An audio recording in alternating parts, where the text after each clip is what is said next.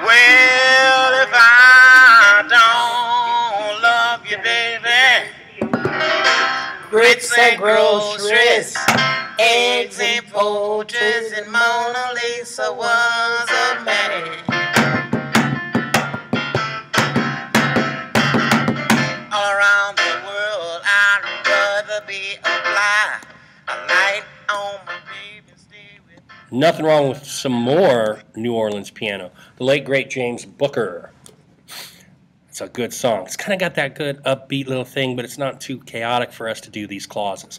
All right, this is going to be our first review of many that deals with classification of sentences and the stuff we've already been doing.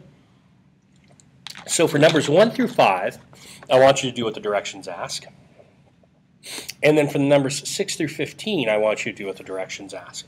So pause, read the directions, do it for 5. Then pause, read the directions for exercise B, and I will bring up the second set. Okay? Pause now, do all that, and then I'll bring up the second set of sentences. Okay, here are the second set of sentences. Go ahead and pause now, do those, and I will come back and we'll cover all the answers. Okay, we are off and running. Okay, the first one is stop by for a Texas-style barbecue. That is an independent clause. The first one is if adverb clause. You didn't have to label it, though, but you did have to classify it. One subordinate, one independent. That is a complex sentence. Here would be the, ooh, where's my highlighter? Hello, no, yeah. Hello, there we go. There's the adverb clause. That Daphne could not attend Diego's party. That, of course, is a noun clause because it is the subject of is unfortunate. Okay, heirs, what do I do here? Well, how you treat this is you have one independent clause, and that's it. That is a simple sentence. Or is that complex? I'm going to look into that. That one baffles me.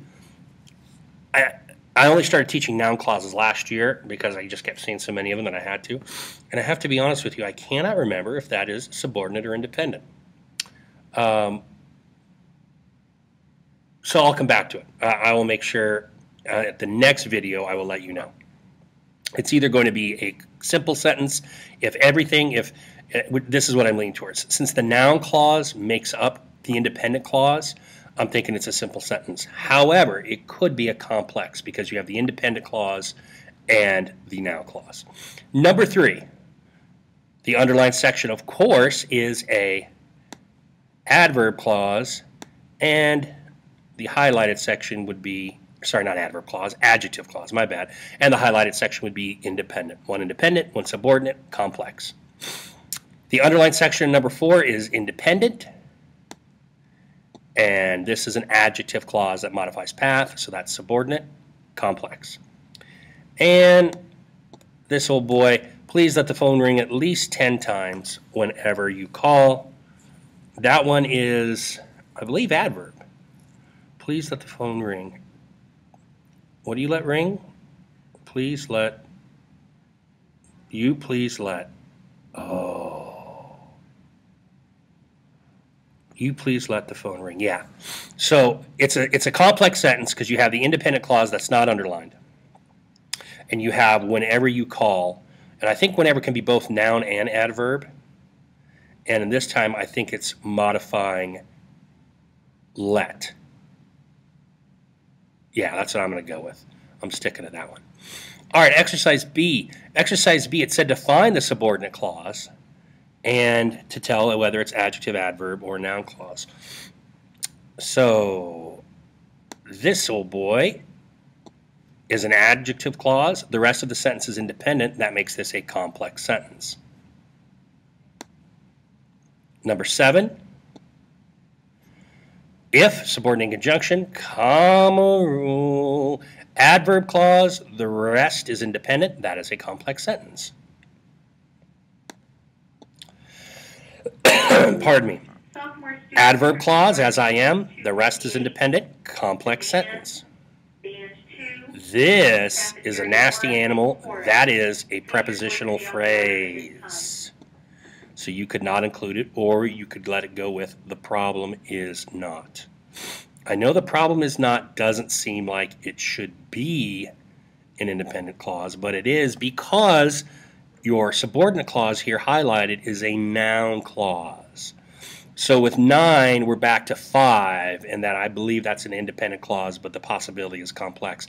After this exercise, I'm going to look that up and let you know at the beginning of the next exercise. And I might even do it in class.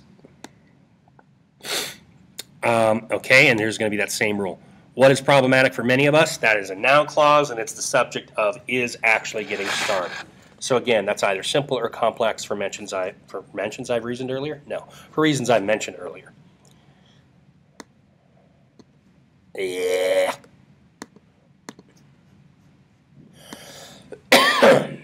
That can be avoiding. God, I'm not with it today. I'm sorry, I'm a bit ill. That can often be avoided. That is an adjective clause modifying problems, and the unhighlighted bit is independent, thus complex. Adverb clause, there's the because as a subordinating conjunction. I nearly failed the Spanish course. Independent clause, complex. After a little research is a prepositional phrase. Do be careful, because after is a subordinating conjunction. I know that's why they stuck this sentence in here. And you see the comma rule, and you probably wanted to bite on that. But it is not. It's an introductory prepositional phrase, which sometimes take commas, sometimes do not. It's actually a stylistic thing. So that could just be avoided or included with I knew exactly, which is our independent clause.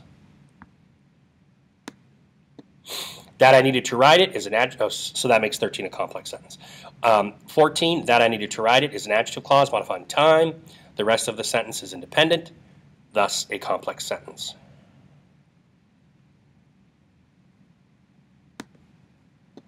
I now pretend, independent, and the rest of the sentence. Noun clause, that's the direct object of pretend. What am I pretending? That every project is due at least 2 weeks in advance.